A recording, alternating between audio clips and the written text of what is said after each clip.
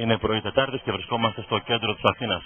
Σήμερα λέει θα κάνει και τα πρώτα 35. Καλή υπομονή και καλή αρχή.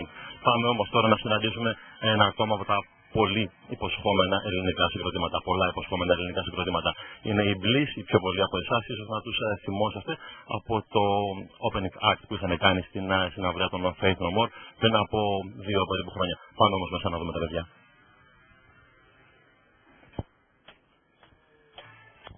Γεια σας, The Bliss, τι κάνετε? Hello. Καλημέρα. Χρήστος Μπάσο, Στέφανος Drums. The Bliss, το άλμπουμ των οποίων κυκλοφορεί αυτές τις ημέρες. Λοιπόν, The Bliss, πόσα χρόνια, πολλά χρόνια αυτή η ιστορία, Είμαστε 11 χρόνια περίπου πάντα. Υπάρχουμε από το 2000 και πλέον 2011 έχουμε το πρώτο άλμπουμ Γκαμπάθα. Άμα συνεχίσετε με αυτόν τον ρυθμό, παιδιά, 5 άλμπουμ σε 50 χρόνια είναι λίγα. Θα έχουμε όμως αρκετή εμπειρία. Θα παίζουμε σοφά πλέον. Για πες μου, γιατί άργησατε τόσο πολύ? Κοίτα, τόσα χρόνια ψάχναμε γενικά τι θέλουμε να κάνουμε. Θα ακούγεται λίγο τσίζι αυτό, αλλά ισχύει. Οπότε δεν νιώθαμε ότι είχαμε κάτι να πούμε, ξέρεις, με τη μουσική μας τόσο καιρό, δηλαδή πέρα από εμάς.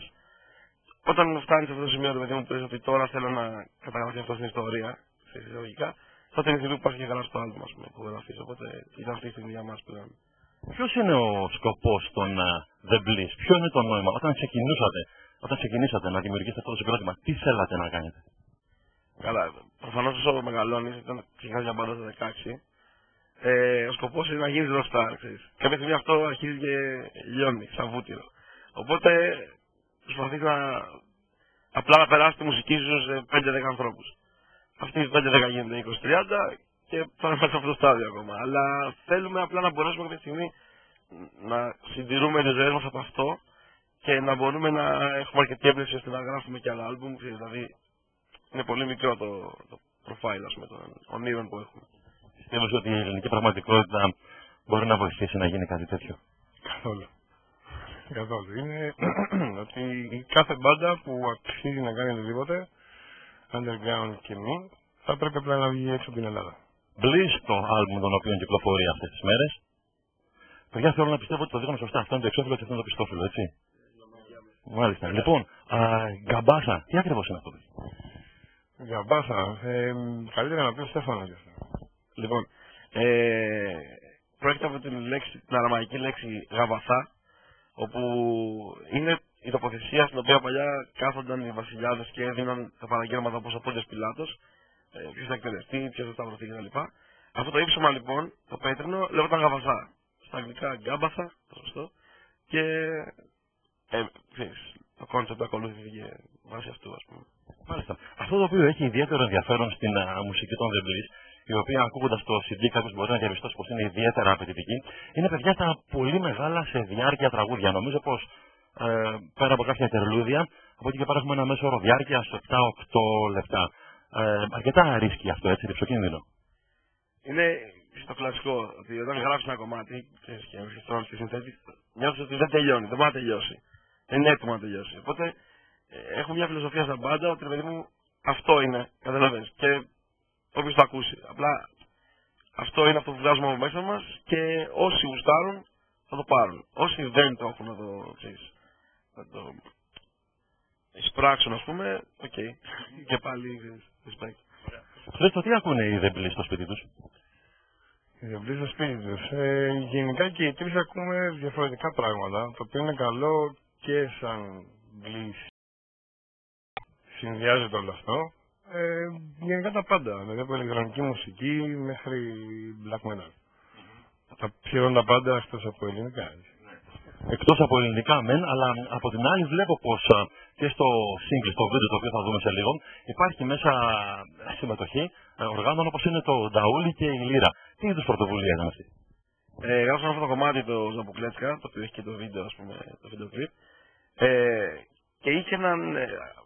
Προσθέσαμε ένα αριθμό σε κάποιο σημείο στο τελείωμα του κομματιού, ο οποίος λέγεται Τίκος Τρομαχτός στη μουσική, ας πούμε, διάλεκτο.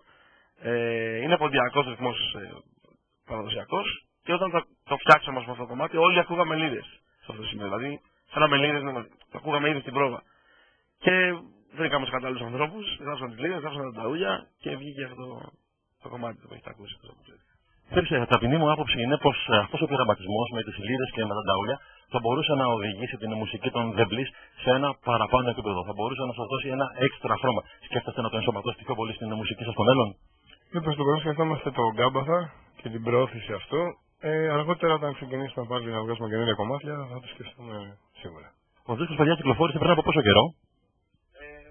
Εβδομάδα. Μια εβδομάδα περίπου. Είναι ανταπόκριση που έχετε πάρει μέσα τώρα, που στάρει ο κόσμος, τι λέει? Ακούσαμε ένα σχόλιο τύπου παιδιά, τσεκάρετε το γαμάει και είναι ολόφρασκο και μυρίζει σαπίλα. Οπότε καταλαβαίνετε τα λέει όλα. Έχει πάρει θετικές κλινικές μέχρι στιγμής, ευτυχώς δηλαδή. Οπότε βλέπουμε ακόμα, είναι γνώριση έτσι. Μάλιστα. Λοιπόν, το πρώτο single έχει το βίντεο κλιπ, είπα και στο single έχουν περάσει ένα επιστρεπτή, ονομάζεται Ζαπουκλέτσκα. Το οποίο σημαίνει? Οδοντογλυφίδα σημαίνει. Είναι από μια ντόπια διάλεκτο σε ένα χωριό τέλος πάντων κοντά στην Έδεσα, το οποίο είναι ελληνοσερβικά και σημαίνει οδοντογλυφίδα.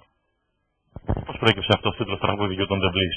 Είναι ιστορία, είναι μικρή εσωτερική ιστοριούλα, ξέρεις, που χρησιμοποιούσαμε κάποια στιγμή και συνδέθηκε κάπως με το τραγούδι και Ζαπουκλέτσκα.